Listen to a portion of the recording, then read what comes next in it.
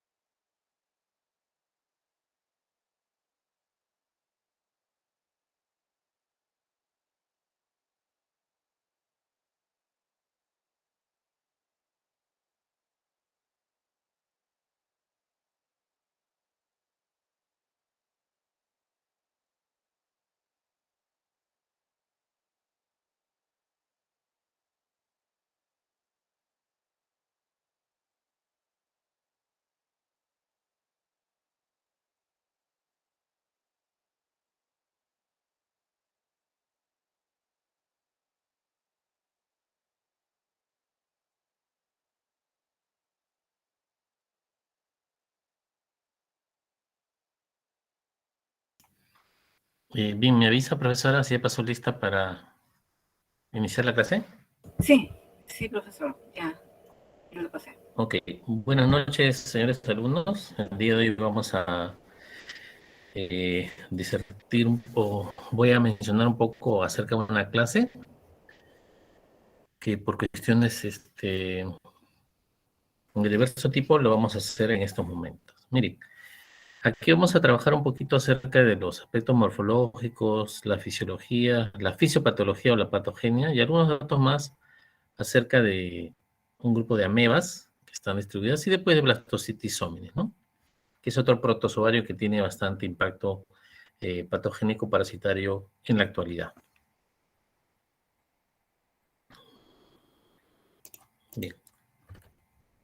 Estas son las amebas que vamos a ver, la ameba histolítica o entameba histolítica, junto a la entameba dispar. Vamos a mencionar algo acerca de la entameba coli, la iodomeba bushley, endolima magnana. Y después vamos a hablar acerca de Blastocitis hominis, que es un protozoario que siempre se le ha dejado un poco de lado en su papel patogénico. Pero lo que se ha visto es que cuando se encuentra en ciertas cantidades realmente tiene importancia. E incluso los tratamientos eliminan a este protozoario y desaparecen los síntomas. Bien, entonces comenzamos con entameba histolítica y entameba dispar, ¿no? Vamos a hablar un poco. La entameba histolítica es un protozoario parásito que causa la mediasis en humanos. Es un protozoario que aparece en condiciones de higiene deficientes y sobre todo en países en desarrollo, en donde es endémica, ¿no? Es más frecuente en niños pequeños, en menores de 5 años es bastante frecuente, Y los países en desarrollo donde es endémica son los causantes de que esto exista como reservorio a nivel mundial. Según algunos datos de la OMS, cuyas cantidades son brutalmente que llaman la atención, hablan de que aproximadamente unas 500 millones de personas, unos 500 millones de personas están infectados con este parásito, ¿no? En su vía intestinal. La mayoría de ellos, casi el 90%, en forma asintomática. Entonces es bastante la población que está afectada. Otro de los detalles que se menciona es que la mediasis por entamedia histolítica, si bien es de amplia distribución mundial, siempre ha tenido una sobreestimada prevalencia. ¿Y esto por qué? Porque durante mucho tiempo se solía diagnosticar como entamedia histolítica, en base a sus características morfológicas, a algunas amebas que no eran exactamente de esta especie. Una de ellas en el año 1993, por ejemplo, se llegó a distinguir que era la llamada entameaba dispar, que es morfológicamente igual. No hay forma de diferenciarla más que usando tecnología tipo coprontígenos o PCR tal vez, ¿no? O ELISA, que ahora ya existen pruebas rápidas para tratar de discernir estos parásitos, o entre estas especies de parásitos. Este es un mapa del mundo en donde nosotros vemos acá la proporción de población que usa, que tiene red sanitaria mejorada o adecuada, ¿no? Y el porcentaje de la población que puede gozar de esta red sanitaria. En este color medio naranja, cuando el menos de la mitad de la población tiene una red sanitaria adecuada, y en verde, cuando más del 90% de la población tiene una red sanitaria adecuada. Si nosotros volvemos al concepto de que en qué caso veíamos amebiasis y que esta estaba ligada a un problema sanitario de red de agua, vamos a ver que, por ejemplo, nuestro país está dentro del grupo de los que están entre el 76 a 90% de la población con red sanitaria adecuada.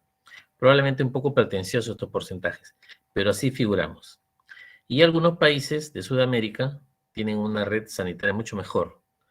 Acá figura Venezuela, tal vez, como este cuadro es del 2015, tal vez no había el deterioro que se vio después, perdón. En los países de Norteamérica también los vemos, y donde vemos que, por ejemplo, no hay una adecuada proporción de red sanitaria es en los países de África, sobre todo los subsaharianos, ¿no? Que lo vemos ahí. En la India, ¿no? Acá vemos la India. Este es un país que causa bastante preocupación, la India. Y estos, incluso, según los últimos reportes, la India ya está superando en población, o ya lo llegó a superar a la misma China, ¿no? Entonces tiene más de 1.400 millones de personas. Entonces, en este cuadro nosotros vamos a entender por qué en algunos países es mucho más prevalente que en otros. La prevalencia, como decíamos, varía mucho.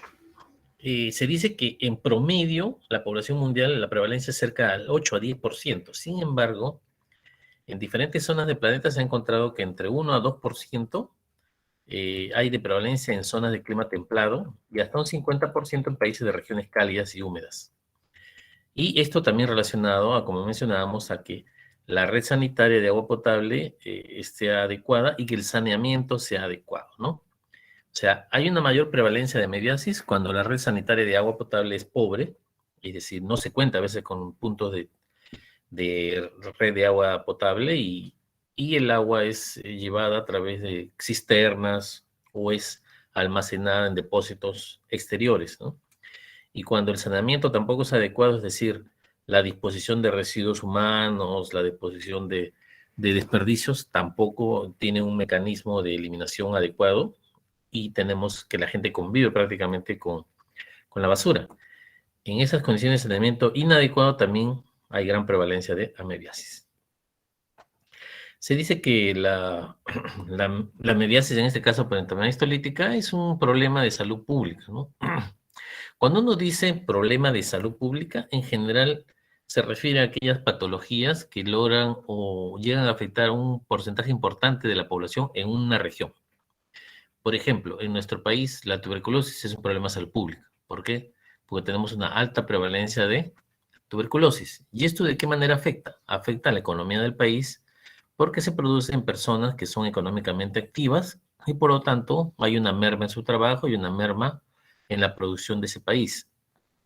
¿Qué otros problemas o enfermedades de importancia de salud pública existen? En general, por ejemplo, la hipertensión arterial, la diabetes, porque casi un 8% de personas son diabéticas, un poco más son hipertensos. Entonces, la, la disentería mediana se considera un problema de salud pública en algunos lugares, sobre todo, ¿no? Que puede llegar incluso hasta el 50% de prevalencia. Ahora, cuando nosotros hablamos de disentería, en este caso hay que mencionar que es una palabra que se suele utilizar cuando uno se quiere referir a personas que hacen cuadros diarreicos asociados a moco y sangre. Y eso involucra que hay una gran irritación de la mucosa del colon y hay incluso lesiones ulcerativas, ¿no?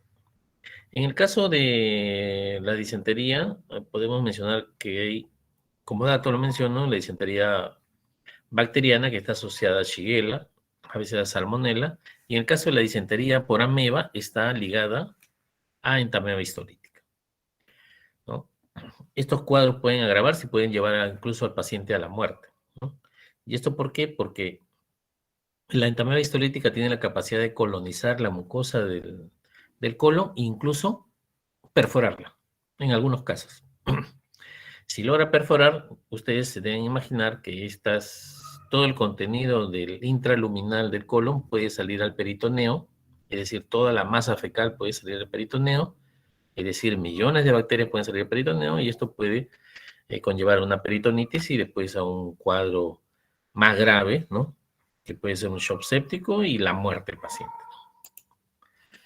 La enfermedad histolítica, entonces, es la principal especie patógena dentro de las amebas, que puede invadir mucosa intestinal, fundamentalmente en el intestino grueso, que es donde más actúa la forma de trofozoito, y secundaria puede llegar a otras zonas, cuando atraviesa la mucosa del colon y por vía sanguínea puede llegar a otros órganos. Hay que recordar que la vascularización del tubo digestivo, sobre todo del intestino delgado, intestino grueso, está muy relacionado a lo que son las venas mesentéricas, las cuales confluyen y llevan hacia las venas que llevan al hígado, que llegan al hígado, ¿no? Entonces, uno de los órganos que secundariamente puede afectarse por una amebiasis invasiva es principalmente el hígado. Luego de eso, cualquier otro órgano puede estar afectado. La entamoeba dispar, que es una ameba un poco más pequeña que la entamoeba histolítica, es una ameba que es morfológicamente muy parecida. Es bastante parecida y eso explicaba por qué mencionábamos que había a veces una sobreprevalencia de entamoeba histolítica, ¿no? Y se dice que no tiene un papel patogénico. Sin embargo, en algunos artículos sobre todo se menciona que la entamoeba dispar sí tiene poder de colonizar mucosa intestinal, colon, pero lo que no tiene es el poder invasivo. Entonces, su aparente inocuidad está siendo puesta un poco en duda porque se considera que puede tener un potencial patógeno, al menos local, ¿no? En colon. Otras amebas que vamos a mencionarlas el día de hoy, como Endolimax nana y Odameba bushley, son definitivamente no patógenas. Y su presencia en las personas son indicativos más bien de fecalismo. Ahí también vamos a incluir a la Entamoeba coli. Cuando yo hablo de fecalismo, estoy mencionando que se refiere a ingesta de alimentos o agua contaminada con heces humanas, porque la única forma en la cual una persona puede infectarse con estas amebas es ingiriendo sus formas infectantes, las cuales están siendo eliminadas por el portador.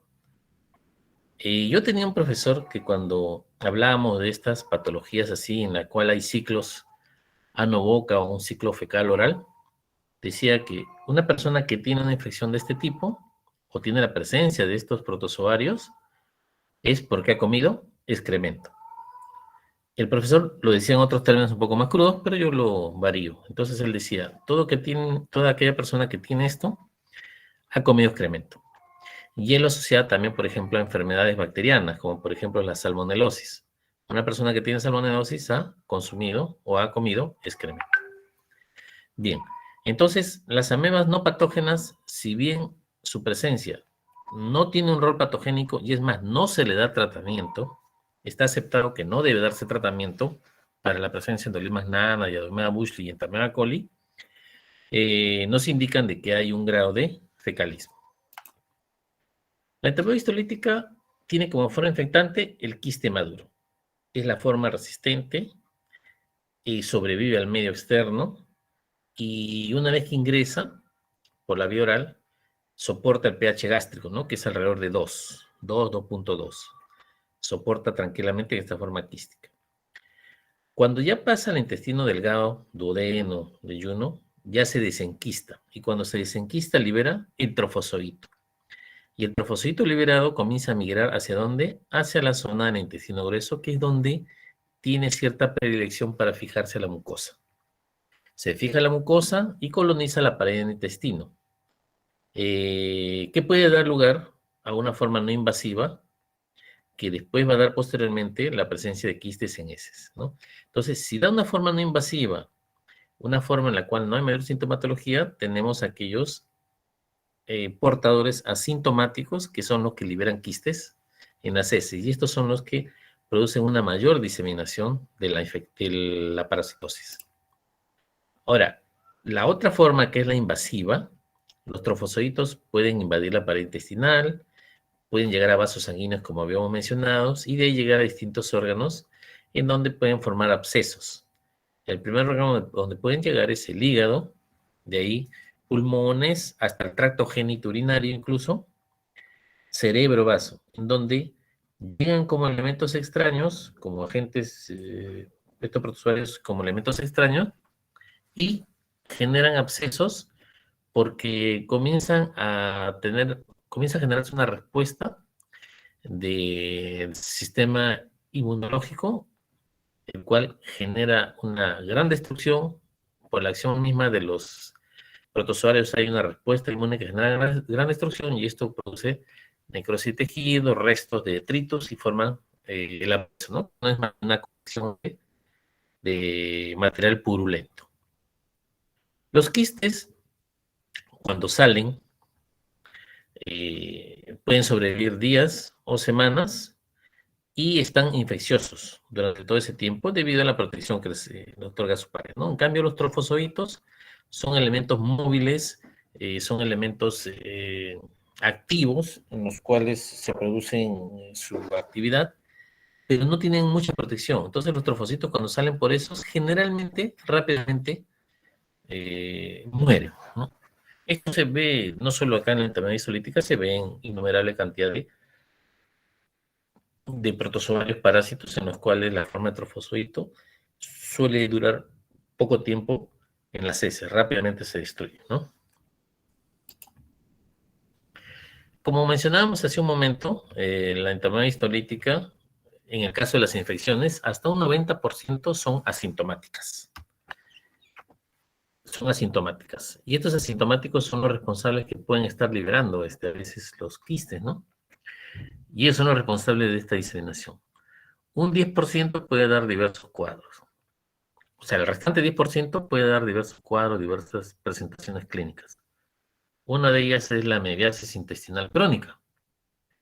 Es la forma más frecuente dentro de estos cuadros del porcentaje que debo, que tiene un daño mínimo en la pared intestinal. ¿Qué sucede? Sus síntomas son dolor abdominal crónico, que aparece ocasionalmente, meteorismo, es decir, presencia de balonamiento abdominal, gases, la persona se siente con mucho, se siente siempre, digamos, un poco, con el abdomen un poco, digamos, hinchado, aumentado volumen, y puede alternar periodos de estreñimiento con periodos diarreicos. Entonces, una de las causas de estos síntomas, que son muy generales si ustedes comienzan a darse cuenta, puede ser una amebiasis intestinal crónica. Después vamos a ver otra gente que también puede causar estos síntomas similares. Entonces, el daño es mínimo, pero hay estos síntomas. Hay periodos de alternamiento en que se alterna estreñimiento con diarreas. El otro cuadro es la meriasis intestinal aguda, en el cual el cuadro, pues, predomina ahora sí el dolor abdominal más evidente. Hay la presencia de tenesmo, que es esa sensación de que quiere uno ir al baño y la persona tiene esa sensación de que quiere ir a defecar, va al baño, pero no defeca nada. Se retira del baño y después de unos minutos vuelve a tener la sensación de que quiere seguir defecando, pero no hay, al final no concluye en eso, ¿no? Es una sensación un poco inespecífica, pero que da la sensación de querer seguir defecando. Y además puede haber la diarrea aguda simple, es decir, una simple diarrea, o a veces disentérica. Disentérica es aquella que está acompañada de moco y a veces incluso de sangre evidente, ¿no? Restos de sangre. No suele existir fiebre. Entonces, en este caso, el cuadro es un poco más aparatoso, es un cuadro más evidente y no es tan sobrellevadero como la amebiasis intestinal crónica. El otro cuadro que se puede producir, el otro cuadro clínico que se puede producir por la enfermedad histolítica, en este pequeño porcentaje de personas que hacen síntomas una vez infectado, es el colon tóxico mediano. En este caso, el parásito ha invadido la mucosa intestinal del colon y llega a perforar la pared, creando una situación tóxica inespecífica. En este caso es que hay salida de contenido fecal hacia el peritoneo y provoca estos cuadros de peritonitis que son graves. Siempre las peritonitis son graves, ¿no? Porque hay una mixtura de bacterias que ha invadido peritoneo. ¿Proveniente de dónde? Del material fecal, del intraluminal del colon. Otro cuadro clínico que también puede presentarse en este pequeño porcentaje que mencionábamos de infectados por enfermedad histolítica que puede verse es el ameboma. En este caso, el ameboma es una colonización de la mucosa del colon por el parásito y en el cual hay una fuerte respuesta del sistema inmunológico. Hay una fuerte migración celular, hay diferentes células que migran, neutrófilos, hay linfocitos, hay macrófagos que migran, va a haber muchos macrófagos que se fusionan, forman células a cuerpo extraño, y toda esta reacción da un componente que se llama granulomatoso, ¿no? Es decir, alrededor de los parásitos, de los trofosoditos que están invadiendo la mucosa, comienza a haber una especie de aislamiento celular por nuestras defensas. Esto puede generar un aumento de volumen en la zona y puede llegar a protruir, puede llegar a ingresar parte de este volumen debido a esta reacción y va hacia la luz intestinal y puede obstruir ligeramente. Dependiendo del grado de invasión y del grado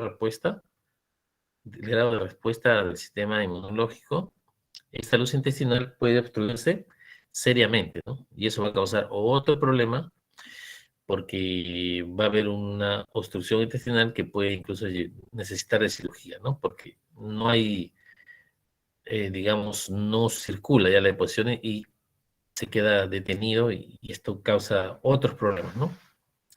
Y el otro cuadro clínico que se puede ver es la amebiasis diseminada. Es aquella en la cual los trofosoditos pegan todo el culo, llegan a las venas y a través del hígado pueden dar abscesos ahí o en otro lugar, ¿no? El diagnóstico de esta parasitosis es, en la forma tradicional, se establece de forma directa.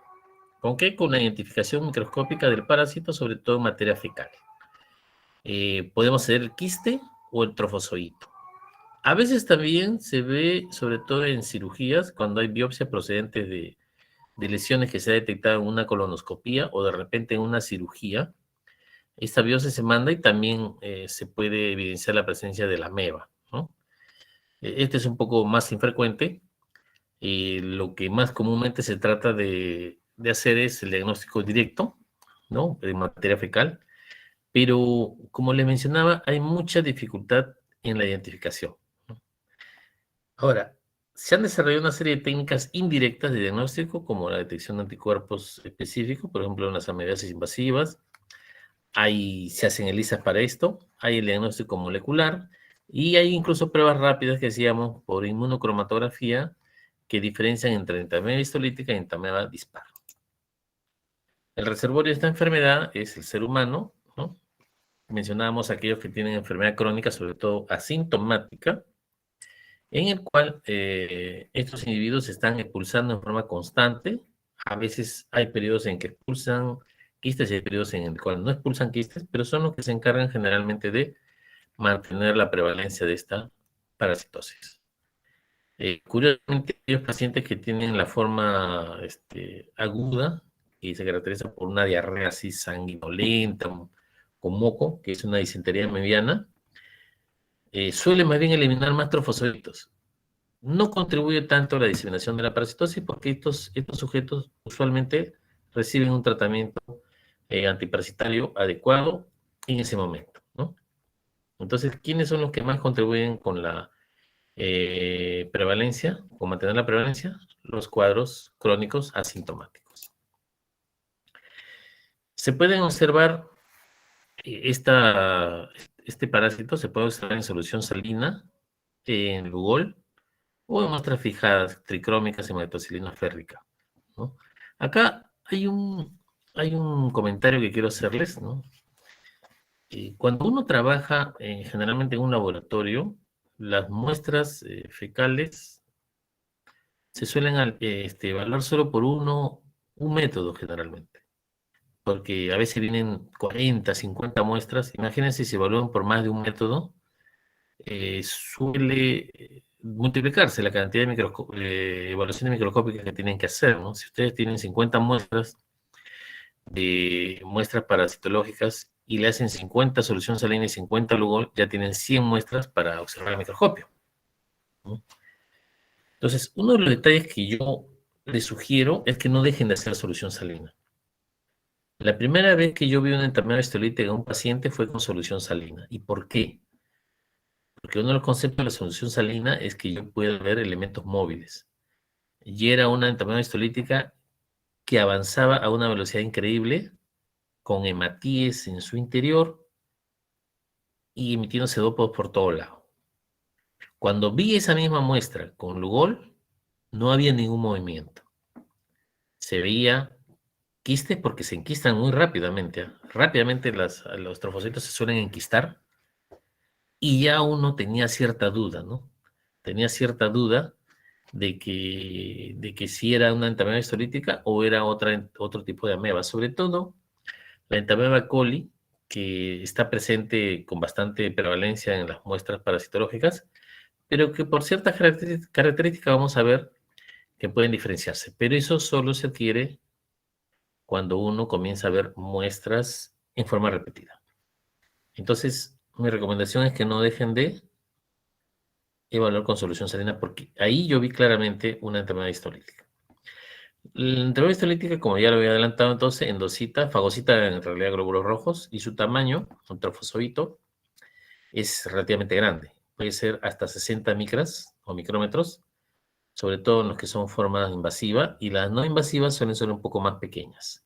Los quistes, que cuando son maduros tienen hasta 4 núcleos, son relativamente medianos, entre 10 a 20 micras. Aquí, por ejemplo, una coloración. Este es un trofozoito de entamoeba histolítica. Acá, claro, si uno ve acá en Matías, dice fácil, este es entamoeba histolítica, porque es la única ameba que fagocita hematíes. Recuerden que decimos que entamoeba histolítica está asociada a la disentería mediana, y una disentería es una diarrea con presencia de moco y sangre. La sangre está en los hematíes, y nosotros acá tenemos un trofozoito de entamoeba histolítica. Miren, su citoplasma es homogéneo, casi limpio, y acá lo más importante es un núcleo. Tiene un núcleo con una cromatina homogénea periférica, una cromatina endonuclear, con un nucleosoma central, generalmente central, limpio. Esto se suele decir es una ameba que se ve más limpia. Cuando veamos E. coli o Entamoeba coli, vamos a ver que es una ameba un poco más sucia, digamos, en términos, digamos, morfológicos, ¿no? Acá no se ve muy bien, pero eso también son trofosoditos de Entamoeba coli, está un poco borroso. Perdón, histolítica. Este es el ciclo de una ameba no patógena, es similar al de una ameba patógena, pero se lo menciono que todo comienza con la eliminación de diferentes elementos a través de las heces, en lo cual el que nos importa es los quistes, ¿no? Los quistes son una forma infectante, van a ser ingeridos y una vez que ingieren pasan por la estimulación del ácido gástrico en el cual se desenquistan y los trofosoditos comienzan a hacer sus acciones. Si son no patógenos, no van a hacer ninguna acción, serán indicadores de fecalismo, pero si son patógenos, van a hacer la acción sobre todo a nivel de mucosa colónica. ¿Qué amebas no patógenas tenemos? Entamoeba coli, Endolimax nana, Yodameba bushli, y hay otras amebas que ustedes van a ver como Entamoeba harmani, poleca, perdón, los cuales se suelen mencionarse, ¿no? Y acá están los quistes, ¿no? Que se pueden ver, de Entamoeba coli, quiste Endolimax nana y quiste Yodameba bushli. Esta es otra Entamoeba histolítica. Miren, acá están fagocitados los hematíes. Tiene una cromatina delgada, muy homogénea, muy simétrica, y un nucleosoma generalmente central muy delicado. Citoplasma casi limpio, acá hay un resto también de un hematíe. Y esto que les digo, o sea, es una coloración, ¿no? Pero cuando uno lo logra captar en solución salina, los movimientos son, tiene un movimiento que es llamativo, es hasta asombroso. Uno tiene que estar corriendo a bajo aumento de la platina para poder pescarlo, porque si no, se va del campo. Ya son gráficos para ver la entamoeba histolítica, la emisión de pseudópodos, ¿no? Y acá lo importante es el núcleo con cromatina homogénea y un endosoma, nucleosoma también a veces le llaman, central. El quiste, ¿no? Todos hablan que generalmente tiene cuatro núcleos, pero también se menciona a veces que puede tener alguno más, pero vamos a mantener ese concepto de hasta 4 núcleos. Este es un núcleo, la cromatina condensada homogénea y el endosoma, que generalmente es central. Así es como se ve, claro que esta es una imagen estática, pero esta es una vista de una ameba, una entamoeba histolítica con solución salina, aquí también. Y acá podemos ver los hematíes, ¿no? Y acá están en proceso de digestión, ya no se ven como un hematíe externo. Acá uno tal vez que ha sido recién fagocitado, pero esto de aquí ya está en proceso de digestión. Aquí están un poco más preservados. Pero si pudiéramos verlo esto en videos, tendríamos un movimiento curioso, ¿no? Este es un cuadro comparativo en el cual ya hay que ver sobre los diferentes tipos de amebas. En el caso de la ameba histolítica, es morfológicamente igual a la ameba dispar, ¿no? Los núcleos, el trofozoito, ya un prequiste, está camino a hacerse quiste. En los núcleos, en los quistes, los núcleos son muy similares, son más pequeños, pero son muy similares al del trofozoito. Tienen una fina capa de cromatina perinuclear y un nucleosoma central, ¿no? En la E. coli, su citoplasma mucho más rugoso, más sucio, a veces le menciona, tiene un núcleo cuya cromatina es más gruesa. Su cromatina más gruesa, a veces por paquete, y a veces el nucleosoma está periférico. En el caso del quiste, tiene mayor número de núcleos y los núcleos tienen ese tipo de cromatina, ¿no? Un poco más gruesa, dispersa, y a veces la membrana suele verse más nítida en la Entamoeba coli, ¿no? Suele verse más nítida. La Iodomera bushli, que generalmente la vemos en forma de quiste en las heces, va a tener una gran vacuola que suele colorearse con el lugol, ¿no? El núcleo es está a un extremo y esta vacuola puede ser pequeña o a veces grande, tan grande que llega a invadir o a ocupar casi todo el espacio del protozoario. Esto, como mencionábamos, es una ameba no patógena, pero que me indica fecalismo, ¿no? Aquí tenemos fotografías, ¿no? En las cuales podemos ver un poco mejor.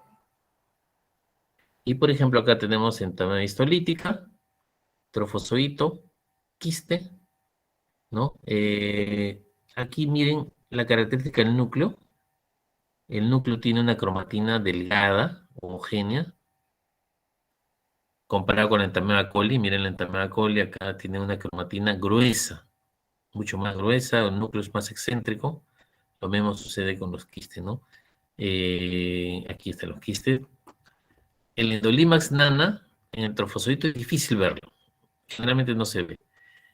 Endolimax nana y Ionomea buschi se suelen ver en quistes en las heces, sobre todo si le echan gol. Y aquí, de repente, hay que considerar algunos detalles para poder identificar. En primer lugar, Endolimax nana es, de nombre, es una ameba pequeña, una ameba enana. La característica del Endolimax 4 núcleos, los cuales tienen un nucleosoma, un nucleosoma grande. Esto que ven acá es grande. Y alrededor del núcleo, ustedes van a ver una pequeña membrana, que la membrana nuclear, la cual no tiene la cromatina perinuclear. Y eso hace de que casi no se vea la membrana. Y lo que uno suele ver es como que hubiera un vacío en donde está el nucleosoma. Voy a ver si puedo aumentarle un ratito, perdón, tamaño. A mí me interesa que esto lo vean así. A ver.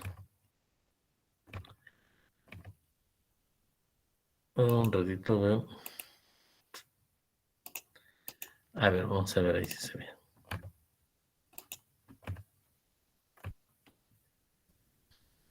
Ya. Entonces, lo que yo quiero que vean aquí, en el endolimax, en el quiste endolimax nana, es que cada uno de estos nucleosomas están dentro de un núcleo en realidad. Están dentro de un núcleo. A ver. Esta es la forma de presentación, ¿no?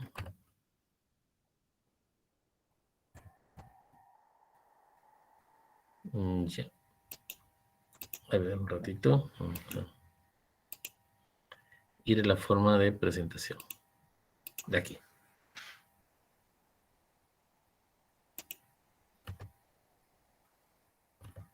Ya. Aquí está.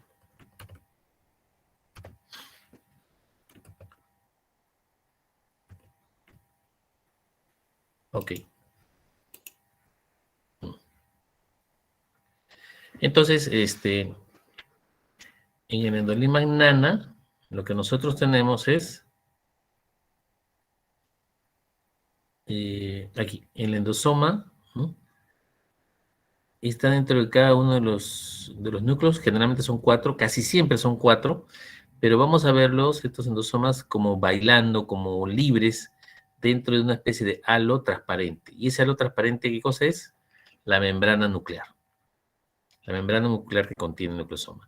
En el caso de la Diodemea bushley, esta ameba tiene un núcleo generalmente excéntrico y una vacuola que cuando es coloreado el Lugol se ve un color amarillo, ¿no? Entonces, lo importante aquí es tratar de identificar la entameba histolítica, que es el elemento patógeno, diferenciarla porque se podría confundir con la entameba coli, pero estas diferencias que le menciono ya se van viendo a nivel microscópico, de la microscopía. En el endolimax nana, que el quiste es muy pequeño, no lo van a confundir con ninguna de estas dos amebas. Y el quiste Iodomea bushley es característico por la gran vacuola y el núcleo excéntrico que tiene. ¿No? Eso es lo que quería que ustedes vean. A ver. Ya. Bien, vamos a hablar ahora de Blastocystis hominis, ¿no? Blastocystis hominis es un protozoario, es un parásito intestinal que ha sido relegado por mucho tiempo e incluso se le ha considerado que no tenía papel patogénico. Sin embargo, cuando uno revisa las series de así estudios de prevalencia en muestra de heces en poblaciones diversas, Blastocitis hominis es probablemente uno de los parásitos que más se ha encontrado. O sea, como tal se ha encontrado. No quiero decir que esté causando síntomas, pero es uno de los que más frecuentemente se encuentra. Tanto así que en algunas series incluso hasta los eliminaban, como no lo consideraban patógeno, no lo mencionaban, no lo referían. Entonces, Blastocitis hominis, que a veces algunos le llaman Blastocitis SPP, es uno de los parásitos intestinales más frecuentemente aislados. Ahora, no es exclusivo ni es excluyente. Puede estar asociado con otros protozoarios que sean patógenos o no patógenos. Lo que sí hay que mencionar es que puede producir sintomatología gastrointestinal, aunque en la mayoría de los casos permanece asintomático. Entonces, sí se le relaciona con síntomas gastrointestinales, pero con ciertas consideraciones que vamos a ver. Primero veamos esto. Tiene un amplio pleomorfismo, es decir, diferentes formas. Y se establecen que puede tener hasta 4 morfotipos, ¿no? Que se pueden encontrar. Uno que es de cuerpo central, que es de mediano tamaño, de 5 a 15 micras. El llamado granular un poco más pequeño, perdón, de 6 a 8 micrómetros.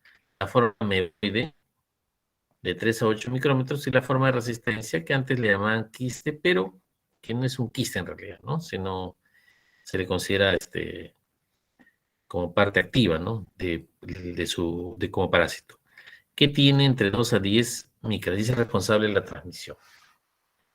Han habido varios ciclos vitales que han sido propuestos, sin embargo, como hay cierta controversia, lo que se va a mencionar es que lo que sí se acepta es que la multiplicación se suele hacer por fisión binaria.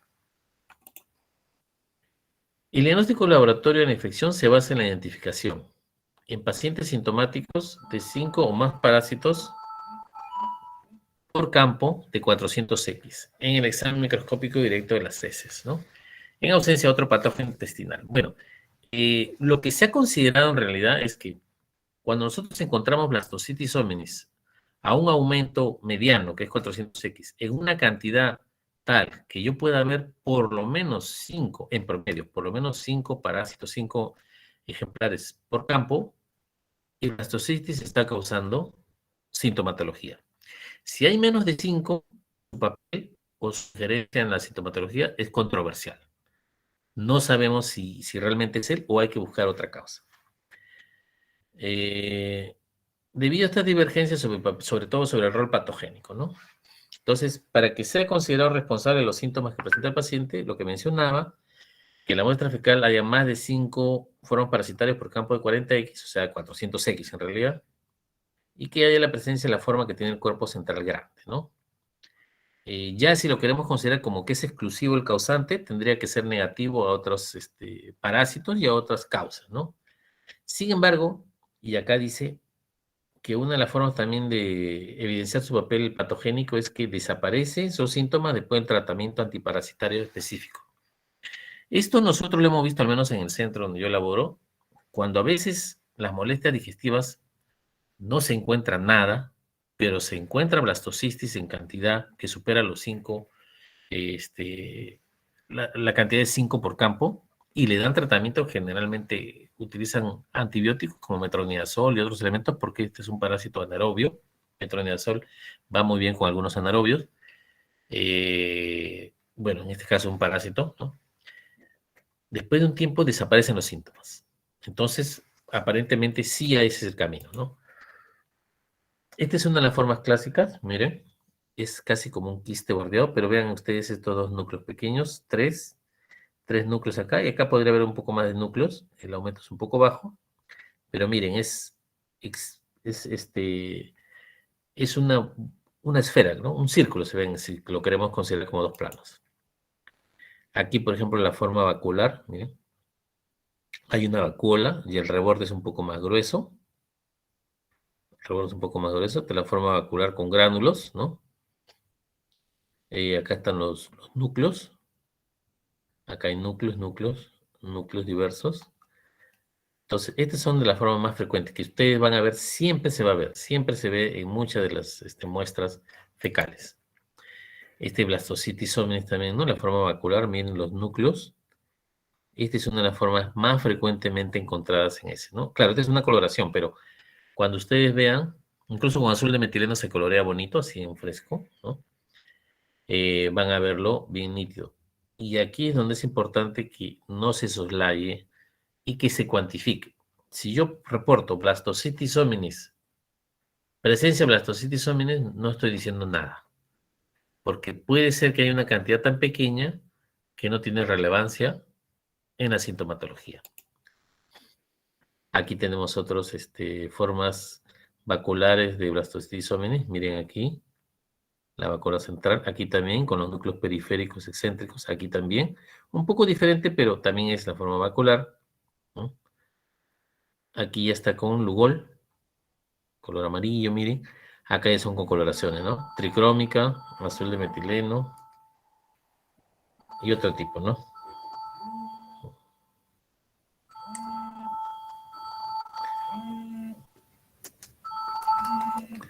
A ver, y aquí tenemos otras formas, ¿no? Lo que nosotros hemos instaurado, y es una propuesta, es que uno debe cuantificar. Uno debe cuantificar la presencia de blastocitis hominis. Hay que recordar, si no hay, simplemente no habrá negativo, ¿no? Pero si yo encuentro blastocitis hominis en cantidad mayor a 5 por campo, debo cuantificarlo. Mayor a 5 por campo. Si yo encuentro menos de 5 por campo, nosotros hemos tratado de idear una forma de reportar. Nosotros decimos, si no hay casi, o hay uno que otro, 0 a 1 por campo. Si hay un poco más, pero menos de 5 por campo, podemos mencionar que hay 2 a 3 por campo. Y solamente cuando haya claramente más de 5, reportamos mayor de 5 por campo. En ese caso, va a estar acorde con la literatura que dice que hay que darle importancia cuando hay en cantidad superior a ese número. ¿Okay? Bien, esto es lo que quería mencionar entonces sobre blastocitis hominis y sobre eh, algunos tipos de ameba, ¿no? Sobre todo en tema histolítica. A mí me gustaría escuchar si hay alguna pregunta que quieran hacer, muchachos.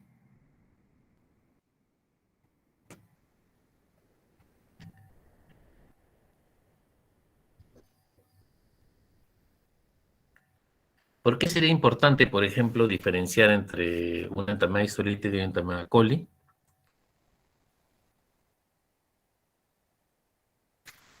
A ver, Huertas, ya que levantó la mano, a ver, Dardo. Sí, si no me equivoco, mencionó de que la entamoeba coli no tenía potencial patógeno. Eh, en cambio, la entamoeba histolítica sí podría causar una enfermedad. Así es. O sea, una infección por Entamoeba coli no requiere ningún tratamiento. Solo se va a ir librando. Pero sí me indica algo, ¿no? Que habíamos mencionado, fecalismo. O sea, esa persona ha consumido un alimento contaminado con deposiciones. Mientras que la presencia de una entamoeba histolítica es, necesariamente tiene que recibir tratamiento, así sea asintomático. Estamos mencionando que la mayoría de los pacientes que están infectados por entamoeba histolítica son asintomáticos. Bien, bueno, bien, Bardo. Yo le diría, ¿por qué es importante evaluar una muestra de heces con solución salina?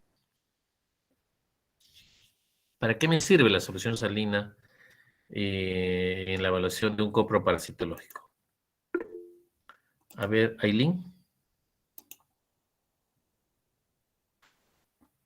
Aileen me parece que levantó la mano.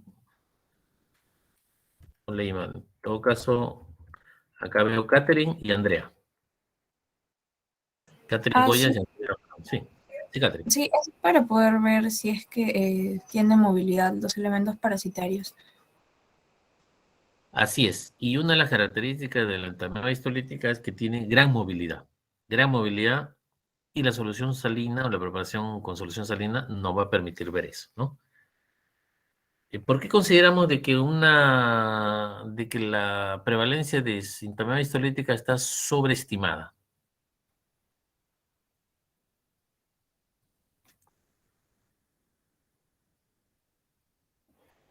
¿Alguien?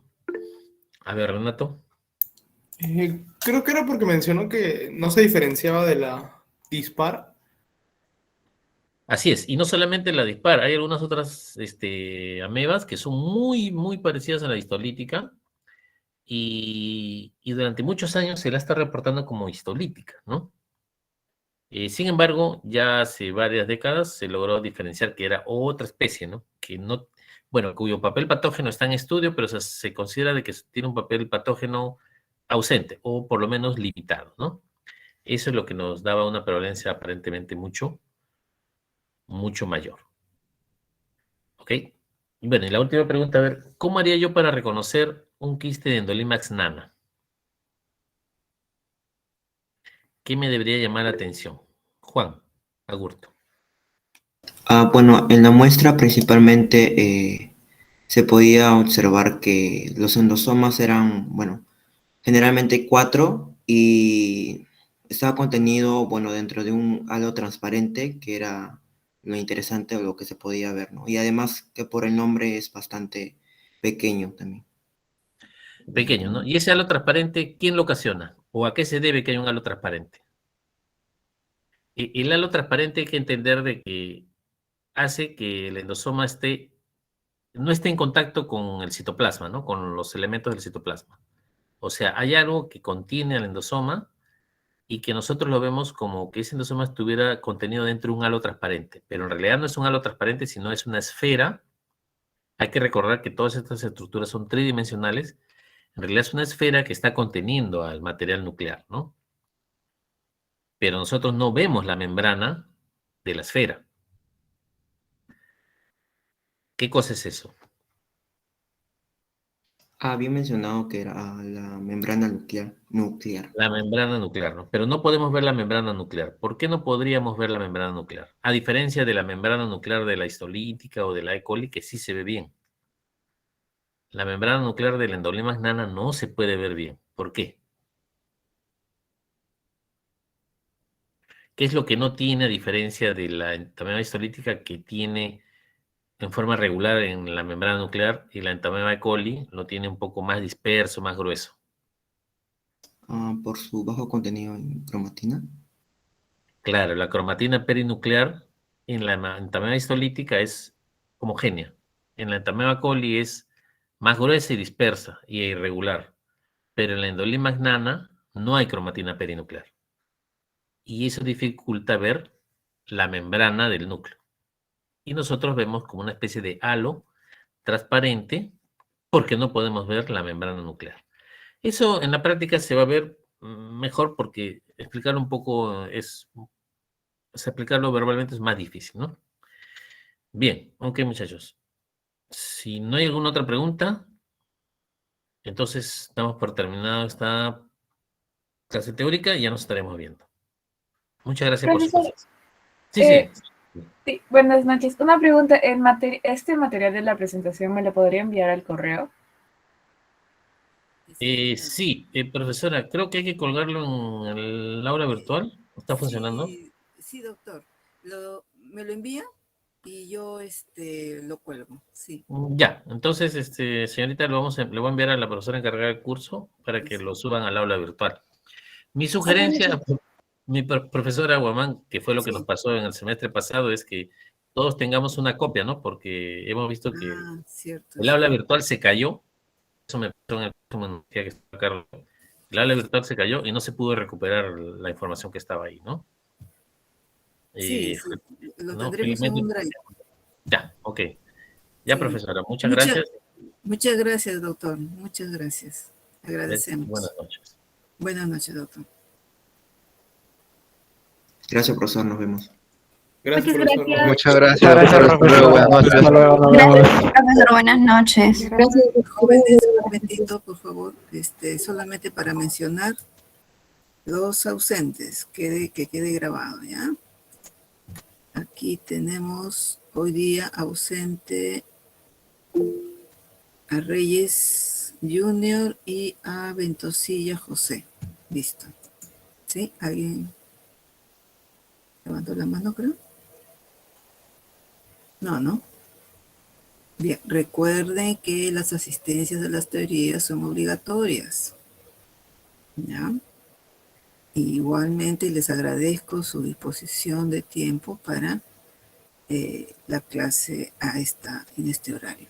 Mañana tenemos la siguiente teoría con la profesora Cecilia Pérez. También es en el horario que ustedes han sugerido, ¿no? De 9 a 10.